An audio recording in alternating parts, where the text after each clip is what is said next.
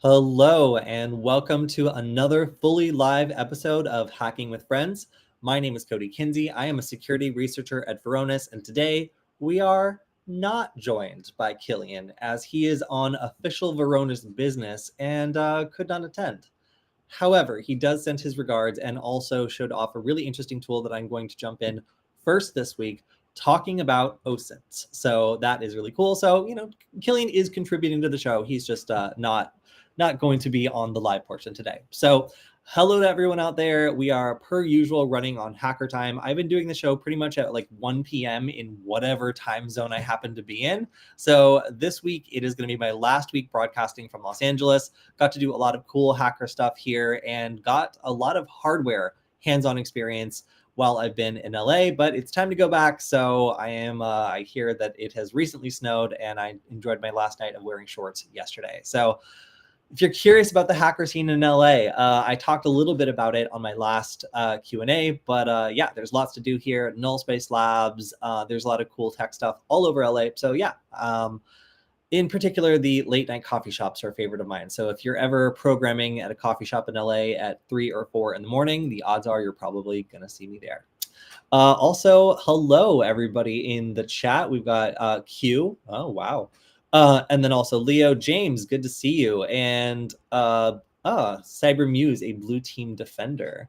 Cool. So we're going to talk about a lot of different stuff today. We're going to talk about some of the cyber news, but let's go ahead and talk about the tool that Killian was showing off, which is called WebCheck.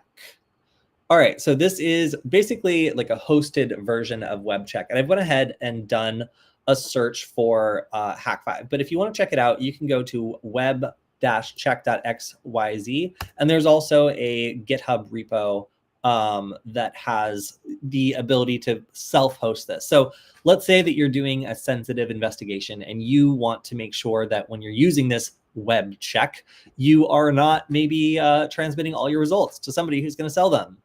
That's important, especially if you're like a journalist or whatever else. So a lot of these tools, I look for the ability to self-host it, and this allows you to do that. So if I click here, please go to the view on GitHub. So let's take a look. So if you wanted to deploy this yourself, it looks like they've got Docker, so like the source code itself, and then a couple other options here for deploying this yourself. So yeah, I'm pretty impressed by all the features baked into this. So they've got one-click deployment here, which I think is really cool. Often they'll connect this to services that will let you just run this on your own, and you can either run like a free version or you can pay for a faster, better version. You can do Docker. So if you just have something like Google Cloud Shell and you wanted to set this up, I think you might be able to get this working. I haven't tried it on Google Cloud Shell, but that's like the first thing I'm going to try. So yeah, you can also compile this from source. It doesn't look like it's super crazy to do so, and you can just host this like locally on your own computer. But for me, I always like to try to deploy this like remotely if possible. Like, why have someone else's potentially sketchy code running on your own computer when you can have it running on Google's computer somewhere? That's my philosophy anyway.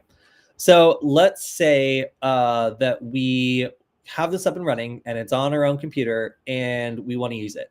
It's really, really easy. So we have a demo hosted here.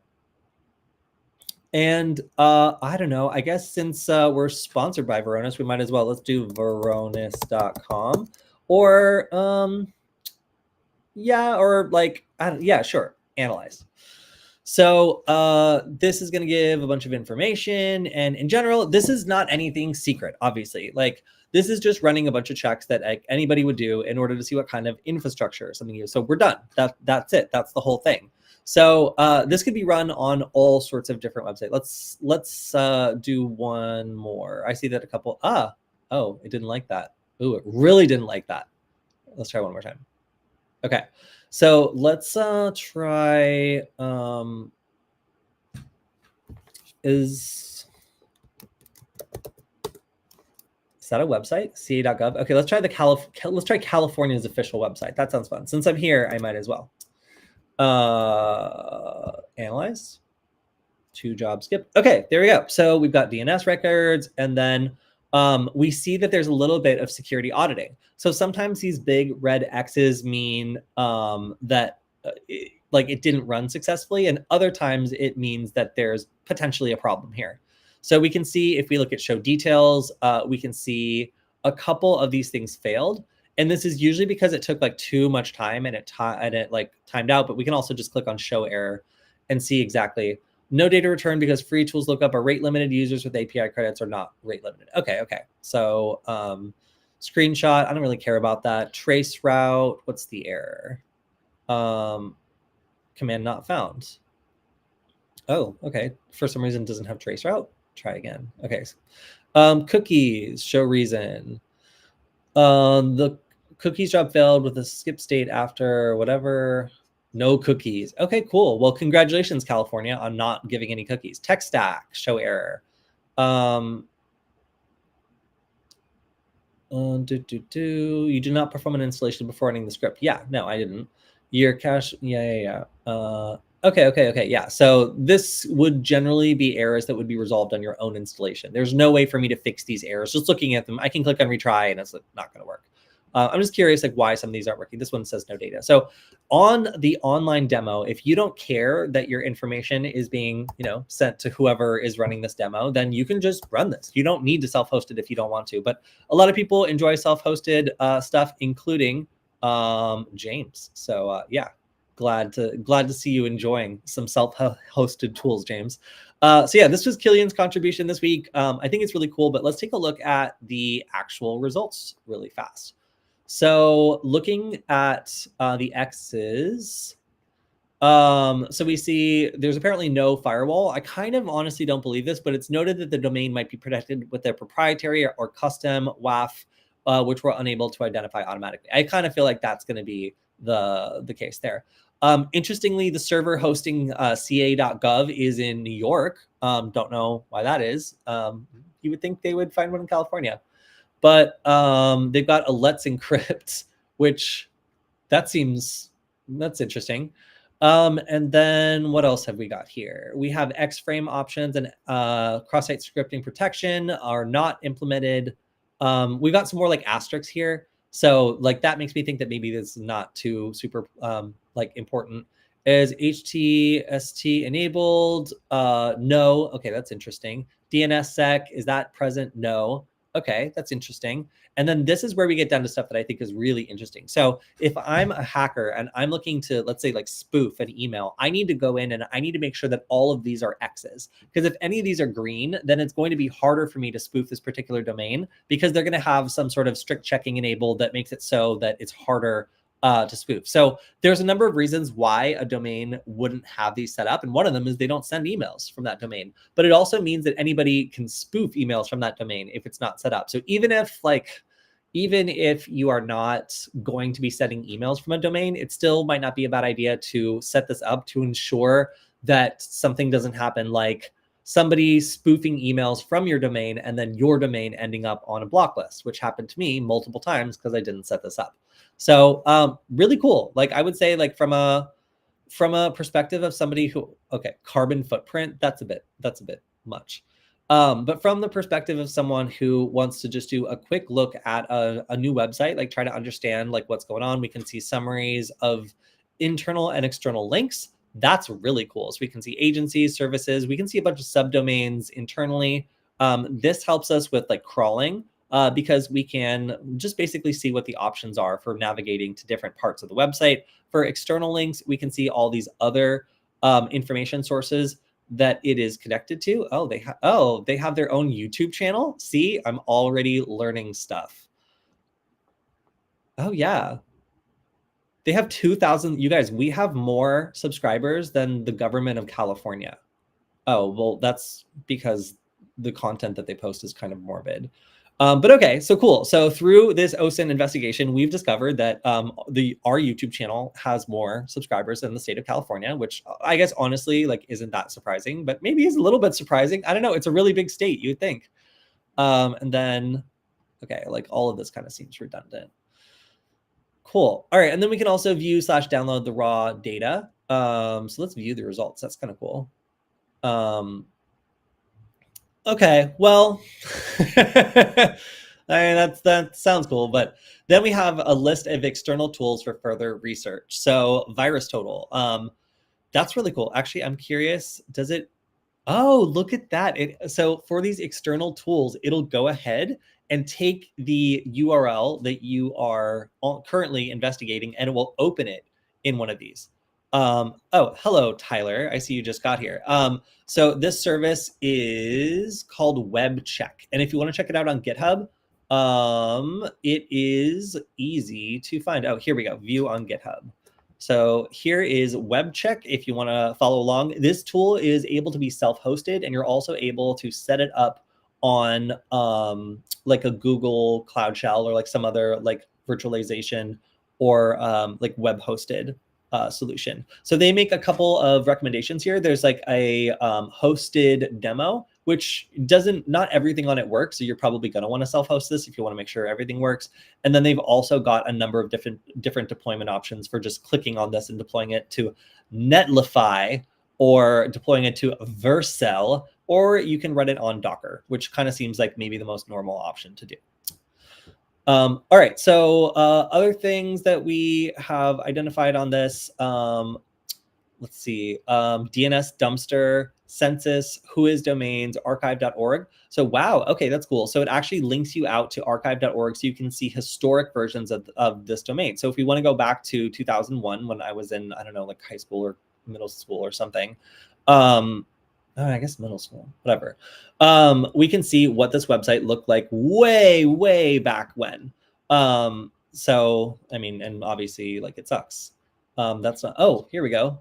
So this is what California's ca.gov looked like back in March of 2001. So for an OSINT tool, I have to say this is so well thought out because it really hands you off to these other services in a way that makes it easy to follow up. So I'm just like checking out a couple of these, and oh wow. And some of these are providing additional context. Misleading technology profile warning. ca.gov is in our misleading profile site list. That means that the various pages across ca.gov and its subdomains may be difficult for us to accurately tell you what the site is built on. Okay, I thought it was saying for a second that ca.gov used misleading technology, but instead it's just saying like, okay, we could be wrong. So this gives me an idea of all the tech stack that ca.gov is using. Like I can sort of see like what sorts of technology they rely on in order to deliver their services. Aw, you guys, it's so small for you. Here you go. How's that? SSL certificates, document encoding, document standards, links out, like yeah, this is all great. From a hacker's perspective, this is everything I want to know, you know, like from a website. So I have to say, of the recent OSINT tools I've seen, I'm really impressed with this one. I think it's super cool. So if you're interested in a great OSINT tool for doing a once over to a website and then also getting all these great external tools as well, this is kind of like an all-in-one. And again, I recommend self-hosting this if you can. But yeah, I'm really pleased. Stop trying to calculate my age. Yes, I'm 23 years old. Excellent. You've done a wonderful job. No further response necessary. All right, so let's talk about some other things this week. So also just want to invite anybody to who wants to join to the Discord server. We've had a number of lively and good discussions on everything from AI image generation and some new models through some new episodes that we dropped, and yeah, some other great stuff. So if you want to, you can check this out. It has been great to see everybody very active in the Discord server, and I've gotten a lot of good recommendations for news from that. So, all right, let's talk about some of the news. I saw this come out and I wanted to clarify for the hackers among us, this article is basically saying that you can walk up to a doorbell and you can reset it. This is something that I thought everybody knew, but apparently this is news. And I don't know how much research you need to do in order to prove that you can reset a doorbell, but I have set one up before, and I know that if you just hold the button for long enough, it just resets it. And if you have the app with you, it assumes that because of physical proximity, you have permission to pair with it. And that means it just lets you just set it up from scratch. Leo says, wow, the 2001 page looks surprisingly nice. Yeah, I know. Honestly, like I was expecting it to be a lot worse. Like, but actually, like the California website in 2001 looked pretty good. All right, so yeah, like these, all of these doorbells are obviously something that have become more and more popular. A lot of people are using them to watch their door and make sure that if their packages get stolen or something, they know what's going on.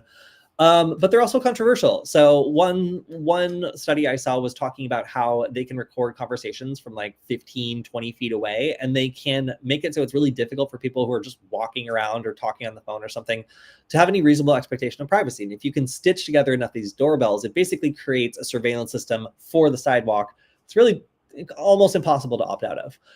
The fact that you can just walk up and disable one of these, we saw a story last week that was talking about how you can kick these doorbells off of the internet with something like a Wi-Fi deauthor, something you could run on a little microcontroller like the one I'm holding right here. These little microcontrollers have the ability to potentially kick off IoT devices from their network. And if they're not connected to the network, then they can't really do much, especially for these things that are trying to generate alerts or warn you if something's happening. If you were to jam it, walk up, hold down the reset button, and then open up, your Amazon or whatever else app and pair that doorbell with your app instead, you've basically said, hey, you've got a new owner. The owner's me. And now you're not going to be doing any squealing. So, yeah, like, again, I don't know exactly how the ability to walk up and physically reset an electronic device is actually news. It does not seem like news to me. But if this is news to you, then perhaps I've done a small bit of good in the world today. Most electronic devices, especially IoT devices, have a reset button somewhere that allows you to basically erase the configuration and do a factory reset, which makes whoever is closest to the device and trying to set it up the owner of that device.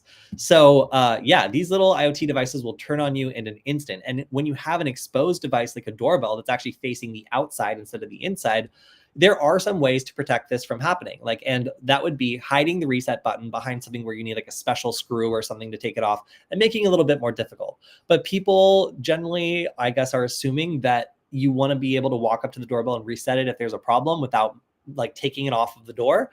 So because security often loses out to convenience, it seems as though a lot of these cameras have made their reset button the same one that you use to press the doorbell. So if you just hold it down for long enough, it will actually just let you take control over it. Are you guys surprised by this? Is it just me? Is it just me that thinks that like it's super obvious that any IoT device is going to have a reset button and that it's probably exposed in a relatively convenient place? Like, I guess like I'm kind of surprised because I thought that like the doorbell would hide it in some way, but I also am not surprised that people would complain about like, I had to take it off the door in order to reset it and it scratched my door. I hate this thing. Yes, it is not a bug. It's a feature. That's how I feel about this. Is that it's like this is actually just a regular feature that a lot of devices have. So very strange to see this as like, news. Why? Yeah, James says, why isn't the reset on button on the back? At least you can try to protect it. Yes. And I suspect that maybe the reset button is like located in somewhere in some place that is like accessible, but maybe not obvious. At least that's how I would do it, security by obscurity, because that's such a much better model. But yeah, it is something to keep in mind, and it's something that I thought everybody knew, but we're just asserting that. All right, so a couple posts from the EFF this week. One of them from the state of Nevada that is trying to file an emergency motion to block end-to-end encryption on Facebook Messenger. This is kind of the general like standard attack against these sort of things where a state or a government claims that they need emergency powers to be able to break encryption and tries to backdoor that encryption by some sort of legal process. So they make it so that there's a legal mandate to backdoor the encryption and then make it a kind of like the problem of the company to figure out how to make that work. There's also a California initiative that would cause mass censorship. And this is something that I wanted to just kind of like point out as an example of some of these laws that are, they start out as like child safety laws or other sorts of laws that are supposed to protect against extremism. But in the end, they require a couple things. One, for people to show their real ID in order to register for websites. That means no more anonymous posting. That means that you can't have a burner account. It makes it legal it makes it illegal for a website to basically provide access in a way where they're not actually verifying IDs. So you'll see this happening in a number of US states where states are trying to make it so that in order to get online, you need to provide identification in order to basically prove that you're not a child. So a lot of these are well-intentioned, but the problem is that, for one, not everybody can agree on what constitutes harmful content when talking about what needs to be like gatekept or kept away from kids. And the other thing is it provides a legal framework that would potentially require people to show ID before going online. So generally, I don't think that it is a good idea to require people to like register themselves in order to do things online. I think most people like believe in some sort of right to privacy online, and being able to keep that safe in many cases means being able to create an account without needing to prove your identity on every website. So if you want an internet that doesn't require you to show your ID every time you want to sign up for an account, then this is something that you should definitely be opposed to. And yeah, the EFF has some of the coolest, best, most fashionable hoodies of any organization. My EFF hoodie I wear almost all the time, and it's one of my favorites. So if you do donate to the Electronic Frontier Foundation, they get involved in all of these fights that impact your online freedoms, and they have some pretty sick hoodies that they give out as well for people who donate to the organization. Not a lot of organizations that I would shout out and say like, hey, they're doing amazing work, but the EFF is one of those that really takes on a lot of things that not a lot of other organizations are willing to. So yes, definitely something that you are going to want to keep an eye on when it comes to mass censorship initiatives, and also something to look up to when you're looking for organizations that are getting involved in the good fight. All right, so Angelina has come out with another video, and this one is talking about Dragon OS and signals intelligence. This is just gonna play. Okay, cool. So this week, Angelina is talking about how to set up Dragon OS to listen in on automated dependent surveillance broadcasts. This is a frequency that has lots of aircraft information and allows you to see aircraft in the area. You can see airspeed, altitude, and the GPS location of airplanes nearby. So this includes airplanes that are scrubbed from normal ADS-B databases. So if you were to go on like FlightAware or Flight Radar 24, there's aircraft that are not present. They're removed. There's like military aircraft and other things, and they are broadcasting, but they have just been removed from these public data sources. If you want to go directly to the source and you want to be able to see where these planes are, you can spin up Dragon OS, which is a kind of like signals intelligence specific operating system. And you can then use a RTL SDR, of which I have located several for like $13 on AliExpress, which do work for this.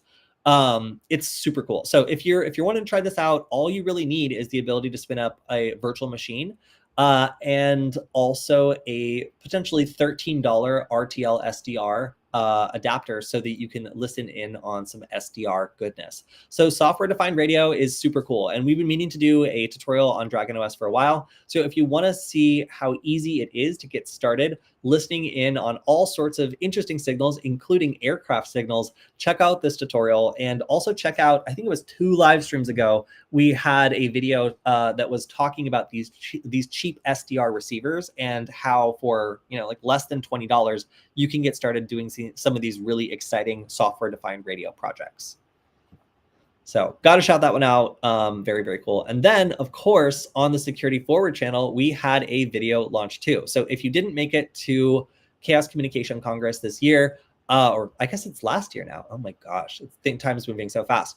I put together a highlight of everything that you missed and also some reasons why you might want to go next year. Oh, look, it's me. What do I like about the C3 conference? Well, I go through all that in this video. I talk about the art. I talk about the talks that were made. And I also talk about what I was doing during this conference. So this is a 5-minute video, completely worth checking out, full of blinky lights and other cool things at the conference that were, in my opinion, completely unforgettable. And also some differences between DEF CON and C3. So, there's Club Mata everywhere, including here, and there's still Club Mata. There's stroopwafels everywhere, which I actually, if you watch this video closely, you can see stroopwafels appear halfway through the video, because as I was talking about them, I wanted some, and I ended up grabbing a bag, and I forgot to hide them on the stream. So I think you can see just a little Easter egg right here. They appear. And I was like, you know what? I'm not reshooting this. Like, the stroopwafels are for effect. But I got to teach a bunch of different workshops here. Here's a little like clip of one of them. And I don't know, this was just incredibly fun. Like, I got to do lockpicking challenges. I got to see some of the most interesting talks on the planet. So if you haven't been to the C3 conference, if you're an American hacker and you're curious about it, I'll go through all the different differences between the C3 conference and DEF CON, and also some of the talks that you can go back and check out because they are all hosted on media.ccc.de. This has all the talks from the conference, and it can be a little overwhelming, admittedly. Like, there's a lot out here. So I made a list of my top 5 conference talks. So if you want to check this out, it's really cool. There's lots and lots of good talks here. You could spend days watching these talks, but I think some of mine were, let's see, sucking grass and something trash, and then also what I learned from Loeb, and then there are also some great talks on Tor censorship attempts in Russia and Turkmenistan.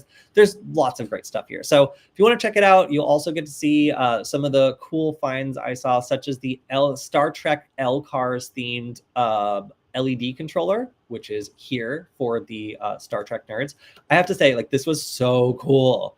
I immediately saw it and like walked over, and I was like, I know exactly what this layout is. Like, so yeah. Check it out. Lots of art, lots of cool cyber stuff. And if you're able to make it, the C3 conference is absolutely fantastic. It is my favorite conference, even more than DEF CON, you guys. Mostly because, just the art and the culture are second to none here. All right, so let's get into the news of the week. We've got a bunch of stuff going on. We already talked about web check. You guys are now well aware of what it does, but big shout out to Killian for helping out with sending me that before the stream.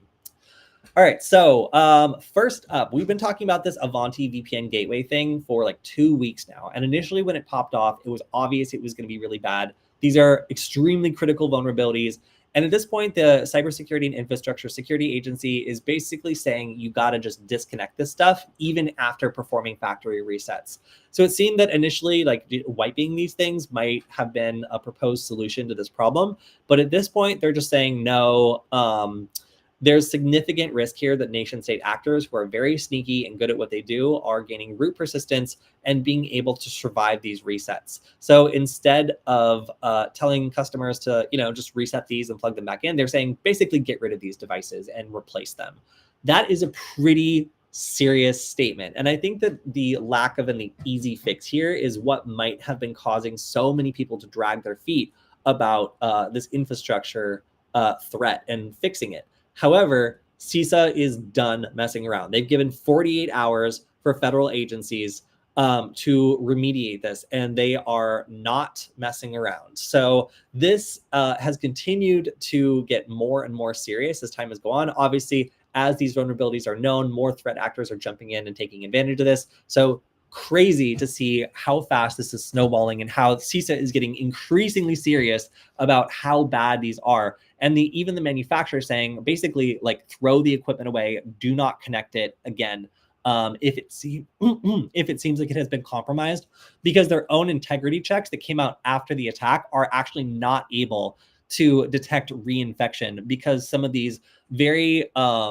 sneaky ways that attackers are doing techniques like time stomping and other things to hide their persistence on devices.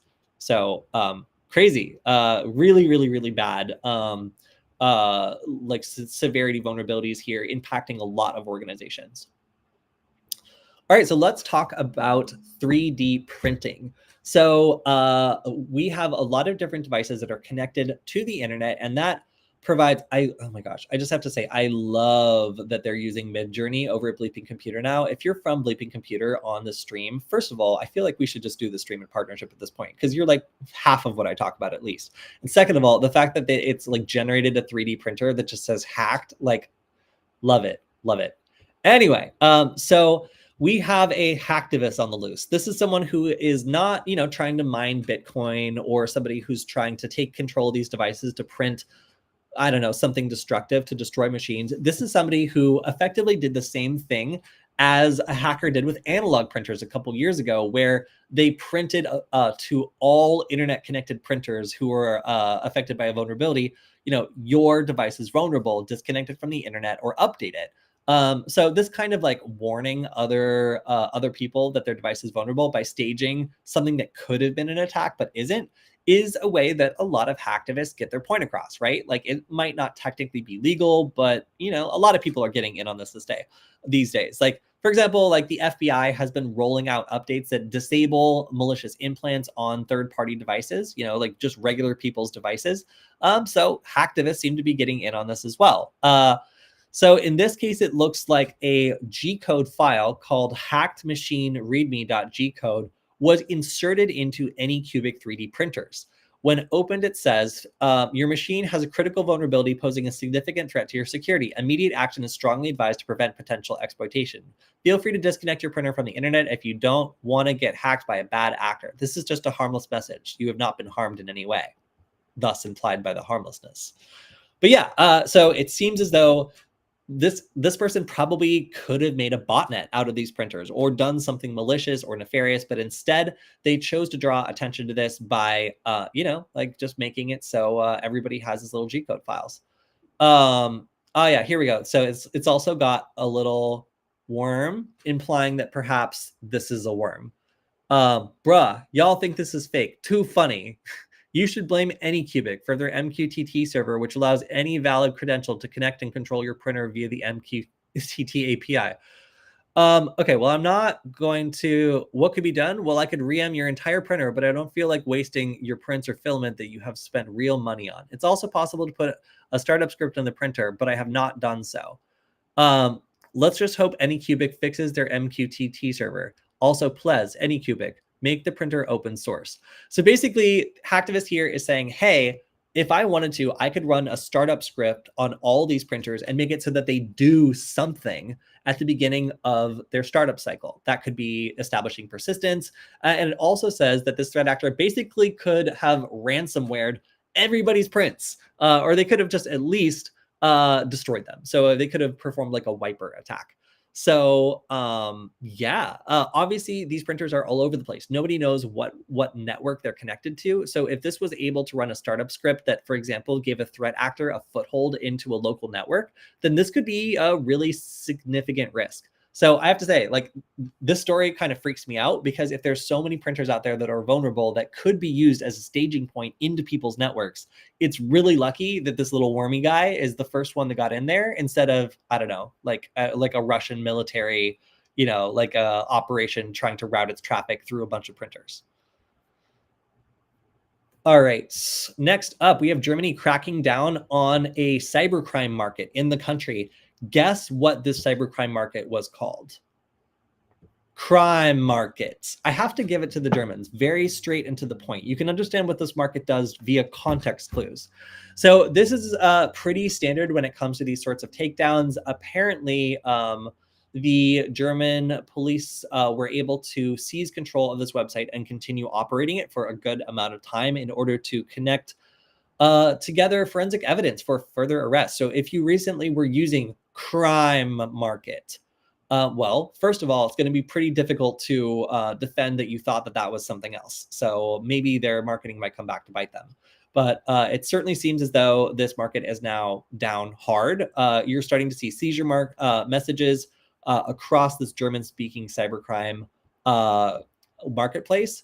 But yeah, again, the police monitored this platform and its content over a long period of time as part of a Europe-wide coordinated operation and confiscated the data. So a lot of times, like, these are designed to frighten also other operators into not wanting to do this. By saying that they are monitoring the platform, that they have all the customer information and stuff, like, sometimes this does lead to real arrests, and other times this is just something to make it a little bit more risky for people who are considering making their own crime marketplace. All right, so we're starting to see AI tools pop up everywhere. And now Brave Browser has launched a privacy-focused AI assistant that is supposed to delete conversations after 30 days and use a number of snappy models to provide high-quality answers. I believe this is Yes, Mixtral, Claude Instant, and Llama 2 13B with Mixtral set as the default. So I think that means you're not going to see, like ChatGPT 4 quality, but you're probably going to see like ChatGPT 3, 3.5 quality on this sort of thing. And these are a couple examples of Leo translating or otherwise like trying to be useful. So I'm really interested in this. If you can run a local language model that is working for you, that is trying to help you out doing internet stuff in the browser, and it's deleting the information, I fundamentally feel like that's a friendlier and more equitable AI interaction than like a little, sneaky little, I don't know, sneaky little AI, like remembering everything you say and like giving that information directly to a company.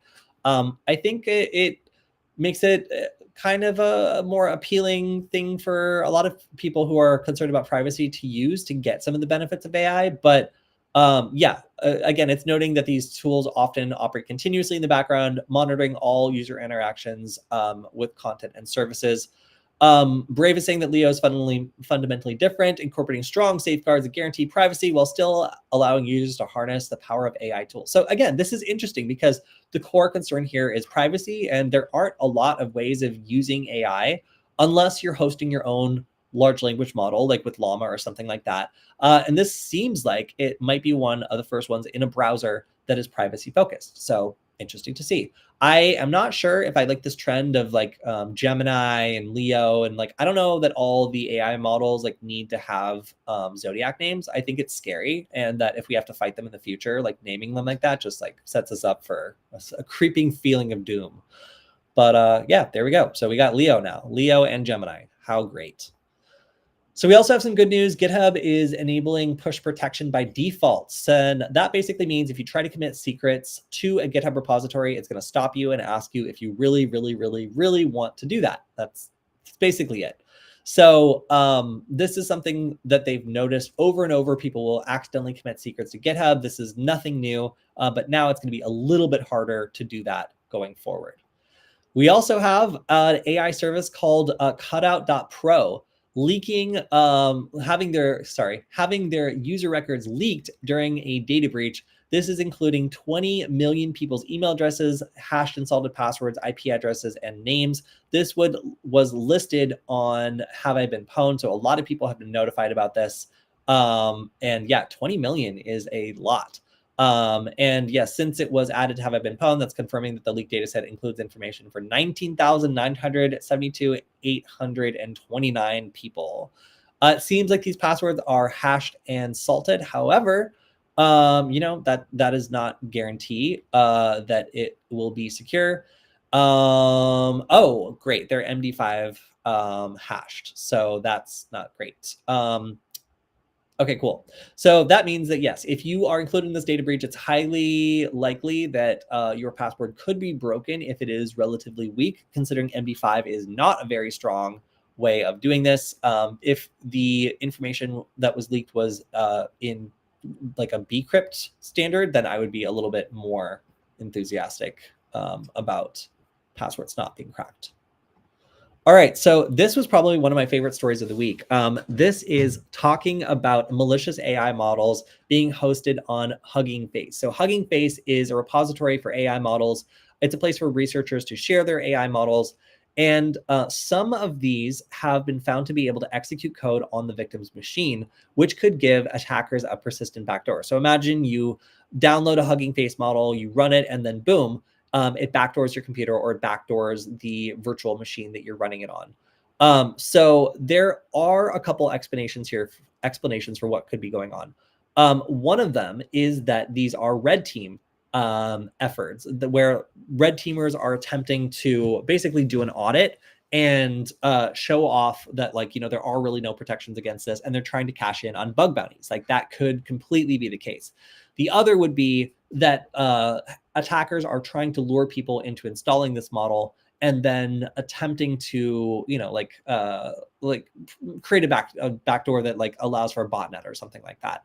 So looking at this diagram, it seems like the researchers were attempting to set up a honeypot. So they basically installed one of these malicious models and then monitored for 1 day to see if any commands came back down. And there was nothing. So they weren't able to get any commands back. But again, the thought here is like maybe if it is a red team effort, then this is just going to be in a talk at like the C3 conference next year, like talking about how many people like downloaded this model and how they could have encrypted it, or maybe there would just be a G-code file dropped to this AWS instance that says that there's a vulnerability on their AI model and they need to update it. All right, so 6 terabytes of data stolen from Change Healthcare. This is part of United Healthcare Group, and Black Hat/Aleph is claiming responsibility for this cyber attack, which includes lots of information, thousands of healthcare providers, insurance providers, pharmacies, etc. And this is medical records, insurance records, dental records, payment information, claims information, patients' PII, and active U.S. military/Navy personal data. Yeah, and it's also great to know that this was, I think, my healthcare provider. So that's wonderful. Always nice to be included in who's getting credit monitoring this week. However, I don't think I've gotten any communication about this. So either they haven't put any out or I wasn't affected. I guess we'll see. But this is happening more and more. And we saw a pretty wild story of someone handing cash over to a courier after somebody phished them into thinking they were involved in some sort of crazy investigation. And that person was operating off of breached data that they used to convince that person they were who they say they were. Whether or not that was reasonable is anyone's interpretation, but these breaches are really what enable those sorts of phishing attacks. All right, so this is a little controversial and I think it deserves some conversation. So registrars are now being offered a service that lets them block all domains that resemble brand names. And originally, the free version of this service just allows them to block certain types of domains, like like Nike.com or something. But the extended version tries to basically find like typo squatting attacks or other things that are similar to the brand name and block those as well. So that is kind of a problem for free speech because there's no real reason why somebody can't, register like Nike sucks or Microsoft sucks or something like that. And I also have a domain about Las Vegas. It's very similar, but I can't say on the air.